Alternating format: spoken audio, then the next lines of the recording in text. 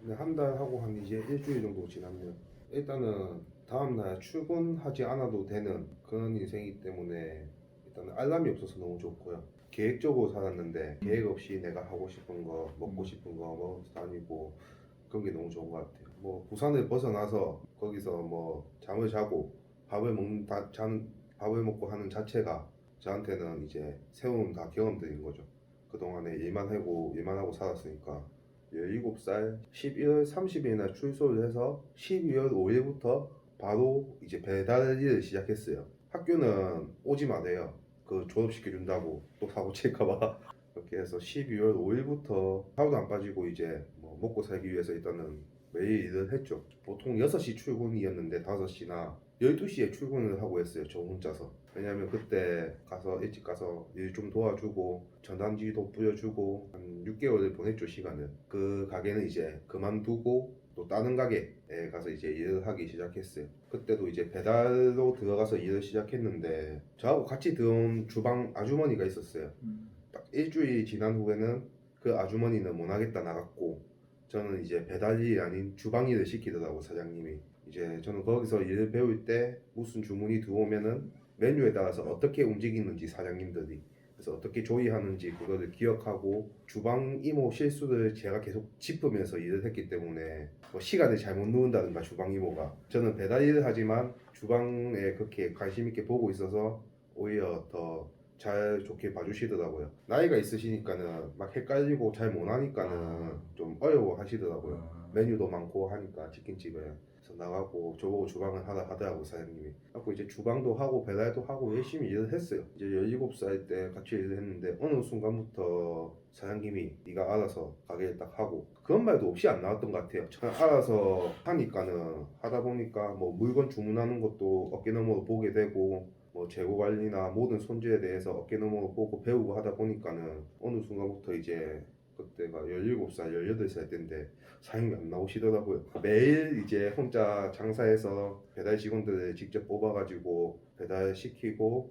매일 마치고 오늘 하루 현금은 얼마, 카드는 얼마, 뭐 식비는 얼마, 기름값은 얼마, 지출된 내역과 매출 내역을 모두 카톡으로 보내주고 하니까 사장님은 더 만족스러웠던 거죠. 그 어린 나이에 이제 이렇게 알아서 시키지도 않았는데 하는 아이가 없는데 하면서 그 뒤로는 더 안 나오시죠 이제. 그 당시에 이제 저는 월급이 아니고 주급을 받았었는데 처음에 주급을 25만 원인가 시작했던 것 같아요. 근데 나중에는 40만 원까지 받았죠. 계속 올라가서 한 5시부터 12시까지 하고 네, 그 당시에 그렇게 받았었던 것 같은데 장사가 안 되고 하면은 만약에 오늘 매출이 70만 원, 80만 원이 넘으면은 주급을 5만 원 올려주겠다 하더라고요. 결국에 일주일 다 넘기면은 주급이 25만 원에 35만 원 더하면 60만 원이 되는 거죠. 그래서 저는 더 열심히 하게 되고 하다 보니까는 제가 돈을 너무 많이 받아가는 느낌. 그 정도는 이제 혼자 뭐 전단지 열심히 가게에서 운영을 하면 됐었으니까는 그래서 제가 사장님한테 좀 미안해서 그냥 주급을 고정적으로 좀 올려달라 이렇게 해서 좀 더 받았던 것 같아요 매주. 너무 부담스럽죠. 사장님은 아마 그게 불가능할 거다. 해봐야 일주일에 한 번 정도 되겠나 이렇게 생각하고 얘기했던 것 같은데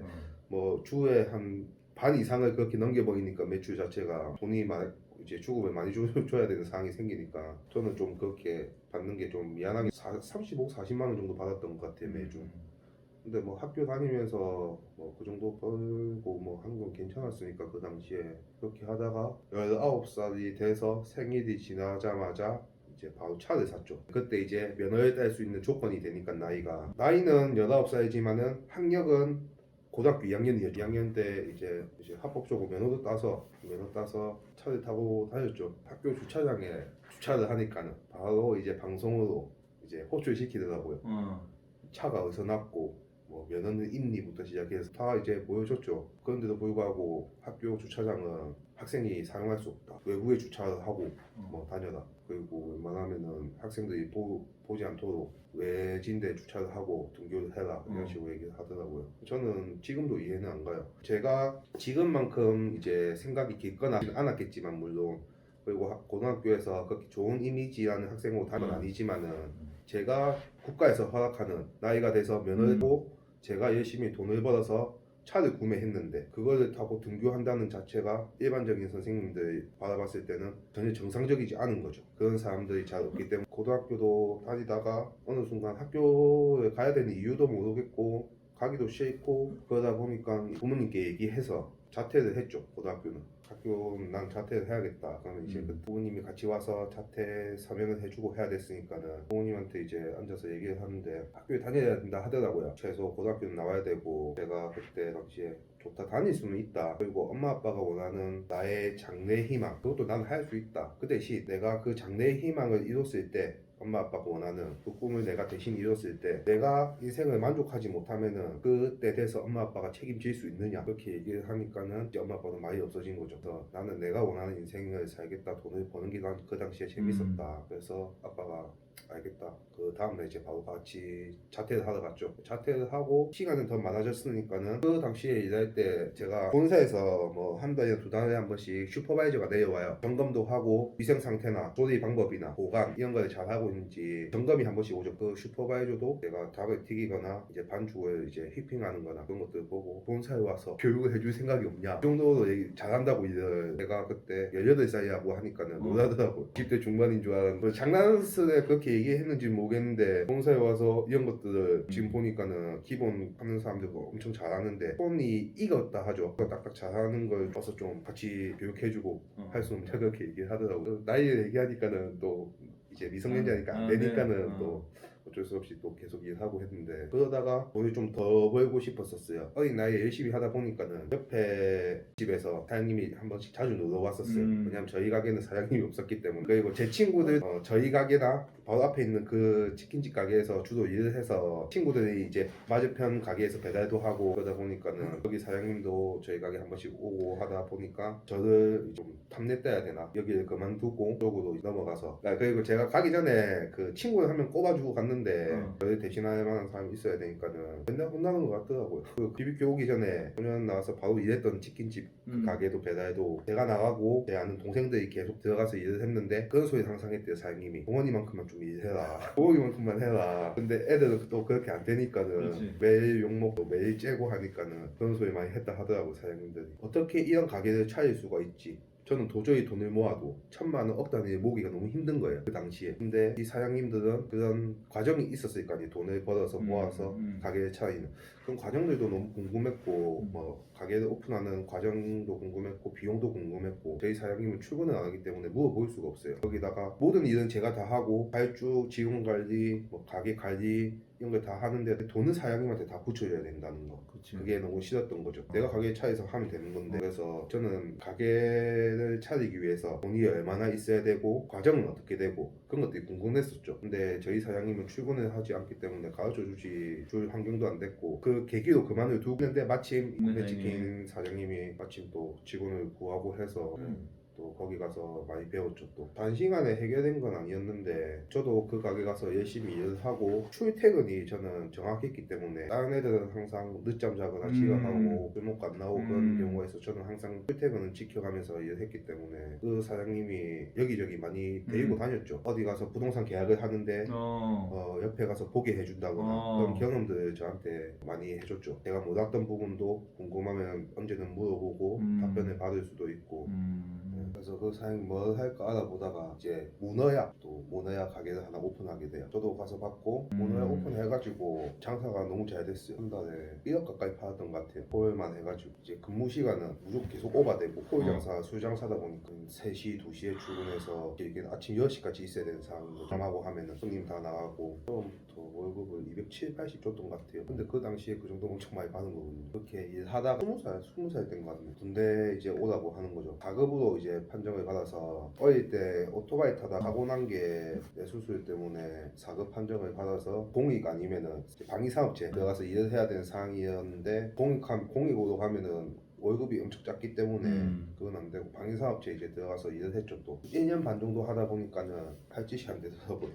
내가 원하는 일을 안 하고 있으니까는 방위사업체 하면서 나는 닭 튀기는 게 그렇게 장사. 행복한 건지 몰랐다. 어. 내가 거기서 자영업을 하는 게 그렇게 행복했던 건데 잘 모르고 있었구나. 그런 걸 많이 느꼈죠. 이제 그 공장에 있으면서 오. 이제 강제적으로 이제 군복무라는 그것 때문에 억지로 이제 공장에서 일을 해야 됐었으니까는 그러다가 이제 가게를 이제 하나 오픈하게 되죠. 이제 남이 하던 가게를 이제 이어받아서 권리금을 주고 하다 보니까 1년도 또 채 안 돼서 군복무를 또 하라고 이제 그게 날아오는 거예요. 공익 소방서로 배정을 받아서 소방서에서 남은 그 복무 기간을 채워야 되는데 그 군복무 기간만 거의 3년 반이 됐던 거죠. 가게 운영하다가 장사가 잘 됐어요. 그쪽 돈도 잘 벌었고 그때는 뭐 배달임도 그렇게 경쟁도 안 치렀고 열심히만 하면 되는 거라서 했는데 군복무를 한가 동시에 가게 하나에 같이 운영했죠. 하다가 그 가게 하나에서 제일 잘 벌 때는 한 달에 1,000만 원 정도 벌고 했었으니까는 가게 하나 더 해야겠다 생각을 했어요. 군복무는 둘째치고 항상 열심히 살아왔고 잠도 덜 자면서 살았기 때문에 할 수 있을까 생각하고 가게 하나를 또 더 하게 되죠. 근데 그러면서 가게 하나는 아예 내가 갈 시간조차 없고 가게 새로 오픈한 가게에서 일하고 마치면 공익 가고 공익 마치면 다시 출근하고 그런 생활을 계속 반복하다 보니까는 이제 처음에 오픈했던 가게는 서서히 매출이 떨어지는 거죠. 그러다가 스트레스도 엄청 많이 받고 직원들은 그만두니 많이 이런 소리 하고 저는 가게를 제가 직접 나가서 운영할 능력은 안 되고 공익 때문에 아침에 출근해야 되고 오후에 마치니까는 스트레스를 너무 많이 받아서 가게 두 개를 동시에 팔아요. 동시에 팔기도 전에 군복무 하다가 직원들이 그만두니 많이 막 이래가지고 군복무를 중단 신청을 했어요. 그 당시 대출도 좀 있었고 생계 이제 갚아야 나간 돈이 있어야 되는데 제가 아니면 가게를 운영할 수 없는 상태가 된 거죠. 그래서 군복무 중단 신청을 하고 빨리 좀 손해를 보더라도 손해를 봐가면서 가게 두 개를 이제 처분했죠. 다시 군복무를 또 마무리하면서 가게 자체가 정리된 게 아니고 전화번호만 정리가 돼서 점포는 남아있고 계약 기간은 안에 전화번호나 뭐 물건들만 다 정리하고 매달 월세는 내야 되는 상황이고 그래서 아는 사장님한테 좀 도움을 요청해서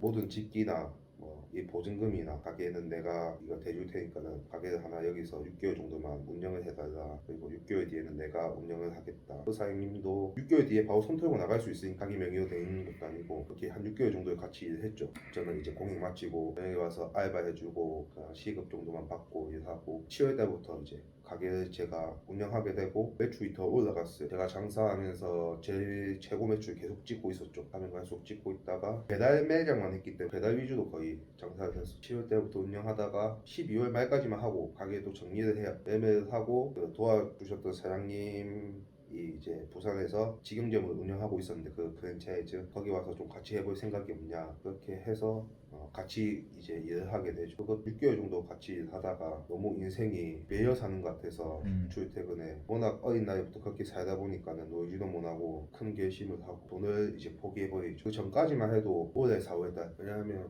그 전까지만 해도 저는 쉬는 날이 아까웠고 시간은 돌아오지 않기 때문에 그 시간이 아깝다 생각해서 잠을 자나 일을 하나 일을 하면 돈은 더 버니까는 뭐 어디 가서 놀러 가면은 돈 10만 원 쓰면은 이제 기회비용은 20만 원이 날아가는 거죠. 하루 일해서 10만 원 번다 하면은 그런 게 너무 아깝기 때문에 안 놀고 쉬는 날도 일해서 돈을 벌었는데 막상 그만두니까는 그동안 벌어놨던 돈을 쓸 수가 없는 거예요. 아까워서.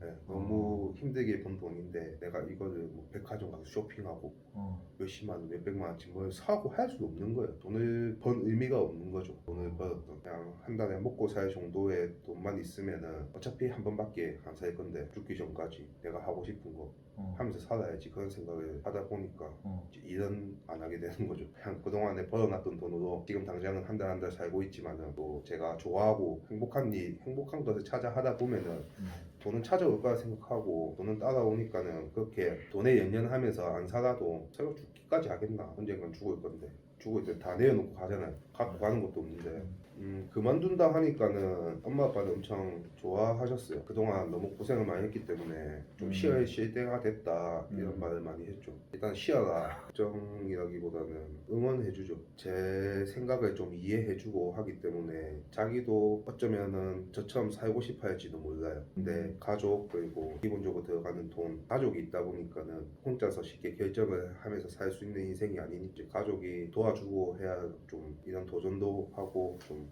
자유롭게 살 수 있을 텐데 지금까지 공스의 그런 모습인 것 같아요.